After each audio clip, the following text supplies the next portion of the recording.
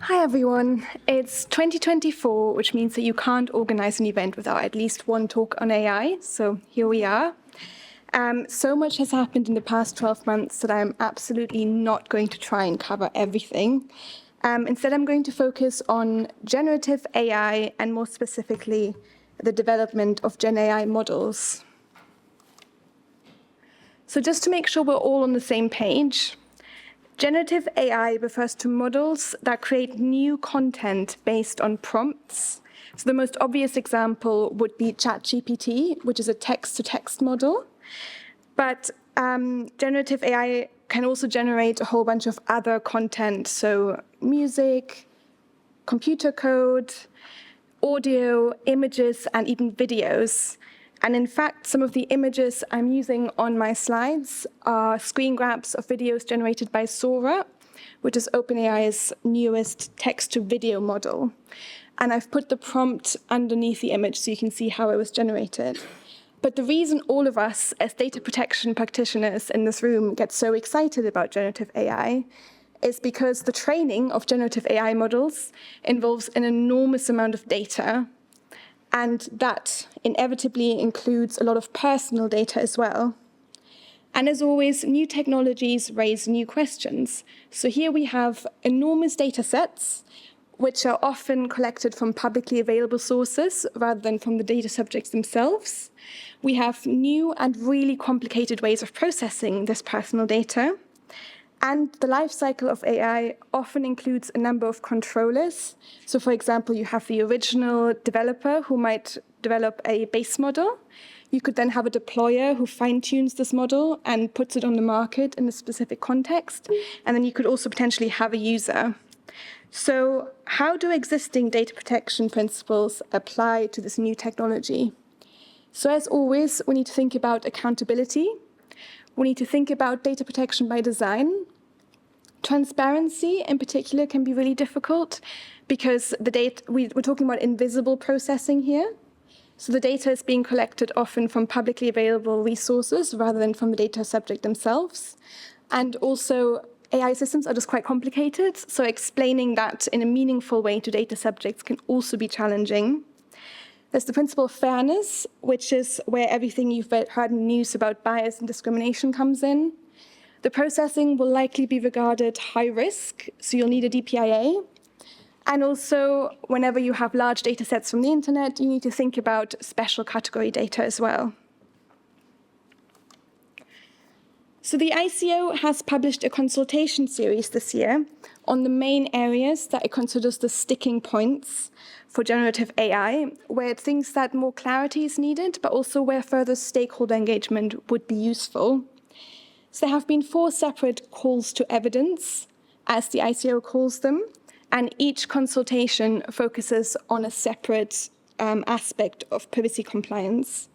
So there's been one on lawful basis, one on purpose limitation, one on accuracy, and one on data subject rights. The diagram the ICO has given us to explain how the training and development of AI models works is on the slide. It's a bit of an oversimplification, and the more I look at it, the more I've learned that I should not look at it too close to dinner because it does start to look a little bit like a pizza. So I'm going to move on to more pretty images generated by Sora while I talk about the first 3 consultations on lawful basis, purpose limitation, and accuracy.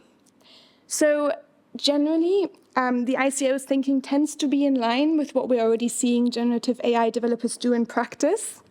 So for example, the first consultation was on lawful basis, and specifically the lawful basis for web scraping to train AI models. And here, the ICO has confirmed that legitimate interests is likely to be the most appropriate lawful basis.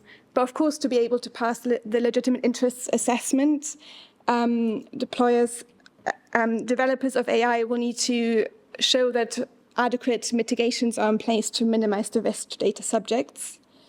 Similarly, in the second consultation on purpose limitation, the ICO made it clear that a separate specified purpose will need to be specified for each stage of the AI life cycle.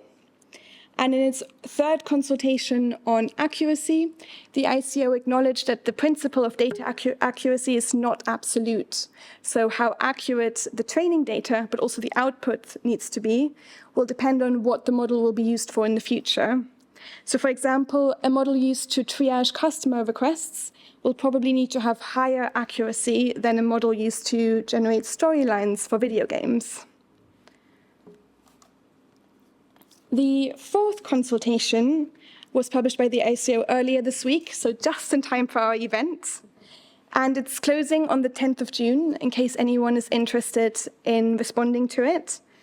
This particular consultation focuses on data subject rights. Compliance with data subject requests is particularly challenging for developers of AI because these training data sets are enormous, they're unstructured, and also identifiers are often removed in line with the data minimization principle. So this makes it extremely difficult to isolate the personal data of a particular individual. And in this regard, the ICO also doesn't seem to have all of the answers. So I would say compared to the first three consultations, it asks a lot more questions. So for example, for any experiences of how data subject requests are complied with in practice, and also what is actually realistic to achieve from a technical point of view. The consultation already acknowledges that in many cases, compliance with the request could either be impossible or involve disproportionate efforts. So it focuses on the exemptions and what developers might have to do to be able to rely on these exemptions. The ICO does not take a view exactly on what a developer would have to do in response to an erasure request or an objection to processing. Instead, the ICO asks for views on whether technical limitations might be sufficient to comply. So, for example, input and output restrictions to make sure that the model doesn't accidentally output that particular personal data. So I think from that we can assume that the ICO wouldn't expect a developer to delete personal data from a training set or even to then retrain the model on a new training set that doesn't include that personal data, which I think is a huge sigh of relief for everyone because that can take months to do and the costs would be prohibitive. So overall, I think the sense that we're getting from the ICO is that it is planning to stick to what it promised to do earlier this year, where it announced that it would support the UK government's approach to regulating AI, which is a pro-innovation or a techno-optimist approach. Thank you very much, and I'm going to hand over to Faye.